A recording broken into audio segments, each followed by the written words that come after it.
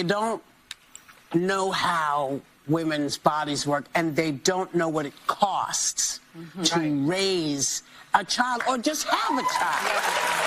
And $5,000?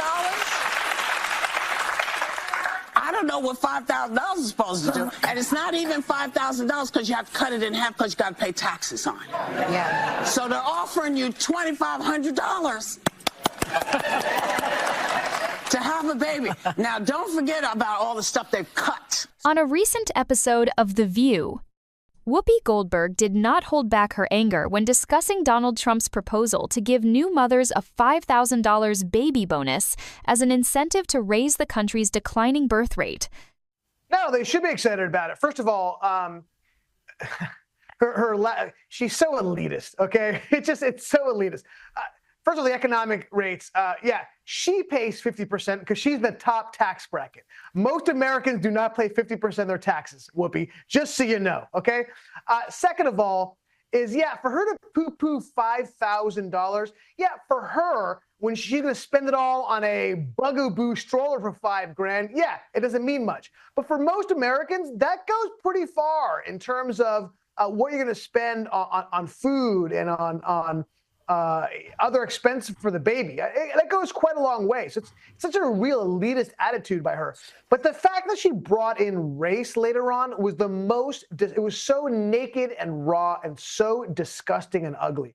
Whoopi, clearly frustrated, called the proposal insulting and out of touch, explaining that even if the government gives $5,000, taxes would slash it nearly in half, leaving families with barely enough to cover even the hospital bills for childbirth, let alone the lifelong expenses of raising a child.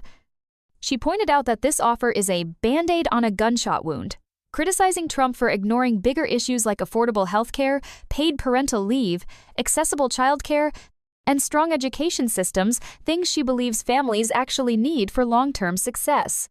The conversation heated up even more when co-host Alyssa Farah Griffin defended the idea, suggesting that a bonus like this could at least help struggling families in the short term. However, Whoopi pushed back hard, saying that throwing cash at people without fixing the broken systems around them is a lazy and unrealistic solution. The audience could be heard reacting during their back and forth, showing just how controversial and emotional this topic is for many Americans. Overall, Whoopi's passionate response captured a bigger truth. Real family support needs real policy changes, not just quick handouts. And her willingness to call it out live on national television is one reason why her voice remains powerful and important. And my kid has to feed her family. You know, and my great-granddaughter has to be fed by her family. I know it's hard out there. We talk to people all the time who say, this is what's bothering me. But the thing that's bothering everybody should not be the thing that puts 85% of other people in danger.